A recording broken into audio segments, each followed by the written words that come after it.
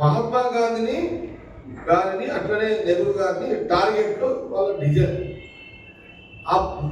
వాళ్ళు ఏం చేసారు, వీళ్ళిద్దరు టార్గెట్ చేసుకుంటూ మహాత్మాను ఇద్దరు చేసుకుంటూ వారు మహాత్మా గాంధీ గారిని అక్కడ కొంత సైడ్ చేసిండు. ఎందుకంటే మహాత్మా గాంధీ గారిని అంటుంటే కొంత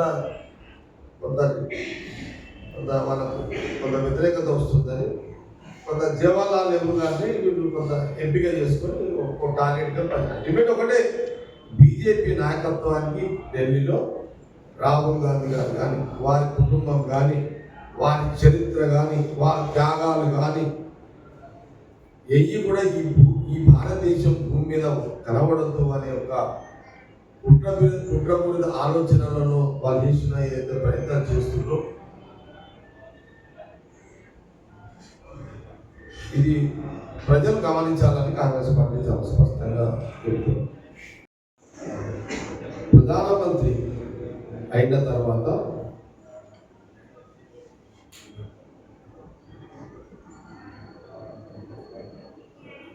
ప్రణాళికబద్ధ ఆర్థిక పురోగతికి ఆయన ప్రాధాన్యత ఇచ్చేవారని చెప్పారు.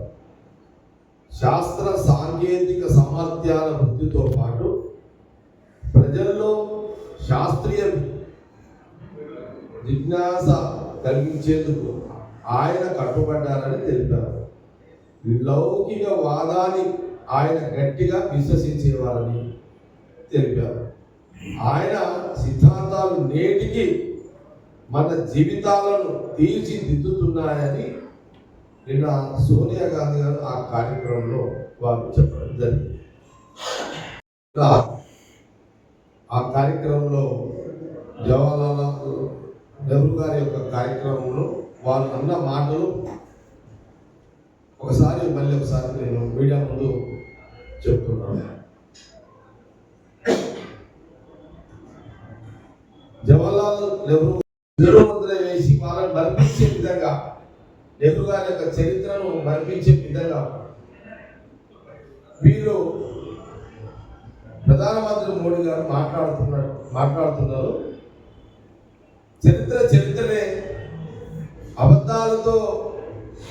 కొన్ని అబద్ధాలతో నెహ్రూ గారి యొక్క మీద కొన్ని కల్పితాలను అబద్ధాలుగా వారి మీద నిందోపలు చేస్తూ రాజకీయంగా నెహ్రూ గారు, రాహుల్ గాంధీ గారి కుటుంబము, సోనియా గాంధీ గారు, గాంధీ అని దేశ రాజకీయాల్లో వాళ్ళ యొక్క ఉనికి ఉండొద్దు, వాళ్ళ చరిత్ర ఉండొద్దు అనే ఒక కుట్రపూరిత రాజకీయ భాగంలోనే పదే మోడీ గారు మాట్లాడుతున్నారు అనే విషయాన్ని సోనియా గాంధీ గారు చాలా విషయాలు చెప్పాల్సిన పరిస్థితి వచ్చింది, చెప్పింది. ఇది ఒక దుర్మార్గమైన ఆలోచన బీజేపీ ప్రభుత్వం ఢిల్లీలో. ఇది ఒక నీచమైన సంస్కృతిని ఈ దేశంలో ఈ రాజకీయాన్ని బీజేపీ ప్రభుత్వం తీసుకొచ్చింది. మంచిని మంచి అనే ఒక సాంప్రదాయానికి బీజేపీ ఎక్కడ ముందుకు రావడం లేదు. బీజేపీ పార్టీ పుట్టింది. ఇక్కడ ఆనాడు ఇప్పుడేంటి, ఇప్పుడు ప్రధానమంత్రి కావాలంటే ఇప్పుడు ప్రధానమంత్రి మోడీ గారు ఉన్నారు. ఆయన ప్రధానమంత్రి కావడానికే ఆయన పనిచేసాడు. కానీ జవహర్లాల్ నెహ్రూ గారు ప్రధానమంత్రి కావడానికి స్వతంత్ర ఉద్యమంలో పాల్గొంటే అక్కడ నిస్వార్థంగా పనిచేసారు, ఇక్కడ స్వార్థంగా పనిచేసారు. సెంట్రల్ బీజేపీ ప్రధానమంత్రి గారు గమనించాల్సింది ఏంటంటే, ఆనాడు దేశ ప్రజల కోసం మహాత్మా గాంధీ నాయకత్వంలో జవహర్లాల్ నెహ్రూ గారు, వారి తండ్రి మోతీలాల్ నెహ్రూ గారు, వారి ఆస్తులు, వాళ్ళ వయస్సు, దేశం కోసం ఇలా కంట్రిబ్యూషన్ ఏంది, మోడీ గారి యొక్క కంట్రిబ్యూషన్ ఏంది, ఈ దేశ ప్రజలకు ఫలానా ఇది చేసాం, మేము ఇది చేసాం అని చెప్పగలుగుతారా బీజేపీ నాయకులు? సింగిల్ ఎజెండా మీకు చెప్పేది ఒకటే, రామాలయం. శ్రీరాముని యొక్క ఆదర్శాలను, వారి ఆలోచనలను పరిగణం తీసుకొని పాలించింది ఎవరు? మహాత్మా గాంధీ నాయకత్వంలో జవహర్లాల్ నెహ్రూ. కానీ మీరేం చేస్తున్నారు? వారి శ్రీరాముని యొక్క ఆలోచనలను మీరు పక్కకు పెట్టి మీరు ఆయన బొమ్మ మీద ఓట్ల రాజకీయం చేసుకుంటూ ప్రధానమంత్రి మీరయ్యారు. శ్రీరాముని యొక్క ఆదర్శాలను, వారి ఆలోచనలను ఇంప్లిమెంట్ చేసిన చరిత్ర మహాత్మా గాంధీ గారి యొక్క నాయకత్వంలో జవహర్లాల్ నెహ్రూ గారు చేశారు. ఆ రాముని యొక్క ఆలోచనలను మీరు దొంగలు దొక్కి ఆయనని రాముల వారి బొమ్మను అడ్డం పెట్టుకొని మీరు ప్రభుత్వాన్ని ఏర్పాటు చేశారు. ఇది జవహర్లాల్ నెహ్రూ గారికి ప్రధానమంత్రి మోడీ బీజేపీకి ఉన్నటువంటి తేడా. ఇది ప్రజలందరూ గమనించాలి.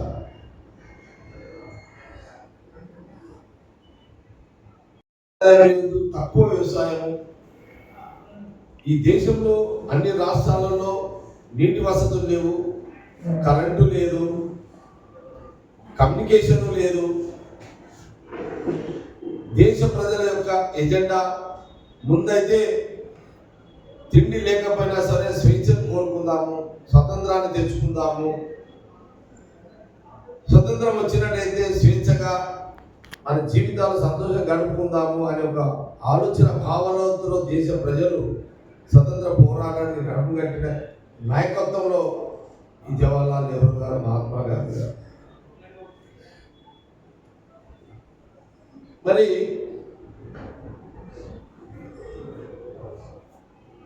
ఆ రోజు స్వాతంత్రం రాకముందు సరైన తిండి లేదు దేశ ప్రజలకు. ఇటు ఏ గ్రామం పోయినా తిండి లేదు, కరెంటు లేదు, కమ్యూనికేషన్ లేదు, ఇలాంటివి లేవు సౌకర్యాలు. అలాంటి పరిస్థితుల్లో స్వతంత్రం వచ్చిన తర్వాత మహాత్మా గాంధీ నాయకత్వంలో దేశ ప్రజలు ప్రధానమంత్రిగా జవహర్లాల్ నెహ్రూని డైరెక్ట్గా ప్రధానమంత్రి చేసినప్పుడు ఎలక్షన్స్ లేవు, ఎలక్షన్ కమిషన్ లేదు. అప్పుడు ఎలక్షన్ కమిషన్ లేదు. అప్పుడు డైరెక్ట్గా దేశ ప్రజలు జవహర్లాల్ నెహ్రూ గారిని డైరెక్ట్గా ఇప్పుడు మనం ఓట్లు వేస్తున్నాం కదా. అంటే మొన్నటిదాకా అనుకుంటా మొన్న 2 ఎలక్షన్ల కంటే ముందు ఓట్లు వేస్తుంది, మొన్న 2 ఎలక్షన్ ఓట్లు వేస్తుంది, మిషన్లే ఓట్లు వేసుకుంటున్నాయి అని అంటున్నారు. రాహుల్ గాంధీ గారు అన్నారు, ఇప్పుడు మనుషులు వేస్తలేదు, మిషన్లు అవే కూర్చుకుంటున్నాయి. అంటే ట్రెండ్ చేంజ్ అయింది. కానీ ప్రధానమంత్రి మోడీ గారు ఎట్లయితే ఎన్నుకోబడుతున్నారో అట్లా ఎన్నుకోబడలే జవహర్లాల్ నెహ్రూ గారు. జవహర్లాల్ నెహ్రూ గారు డైరెక్ట్గా ప్రజలే ఏక తీర్మానంతో ఈ దేశానికి ప్రధానమంత్రిగా జవహర్లాల్ నెహ్రూ ఉండాలి అనే ఒక ఏక కంఠంతో దేశ ప్రజలు ఇచ్చిన ఒక నిర్ణయానుసారంలోనే ఆయన ప్రధానమంత్రిగా అయిన రోజు. అంతకుముందు ఆకలితో పోరాటం చేసిన దేశ ప్రజలు స్వతంత్రం వచ్చిన తర్వాత మొదలు ఆకలి, కడుపు నిండా తిండి తినాలి, ఆ తిండికి సంబంధించిన ధాన్యాలు ఎట్లా మనము పండించుకోవాలని మొదటి ఆలోచన దేశ ప్రజల్లో ఉన్న ఆలోచనే అప్పుడు ప్రధానమంత్రి హోదాలో జవహర్లాల్ నెహ్రూ గారు ప్రధానమంత్రి. స్టిల్ ఆయన ప్రధానమంత్రి కాకముందు ఆకలితో ఉన్నారు. అయినాక కూడా గంజి తాగి, జొన్న అన్నము జొన్న గంజి తాగి జీవితాలు కాలం గడిపే రోజులలో జవహర్లాల్ నెహ్రూ గారు ప్రధానమంత్రి అయిన వెంటనే ఇమ్మీడియట్ మొదలు వ్యవసాయపరమైన అభివృద్ధి చెందాలి ఈ దేశంలో, అన్ని గ్రామాలు, అన్ని పల్లెలు అని ఒక ఆలోచనతో ఫస్ట్ 3 పూటల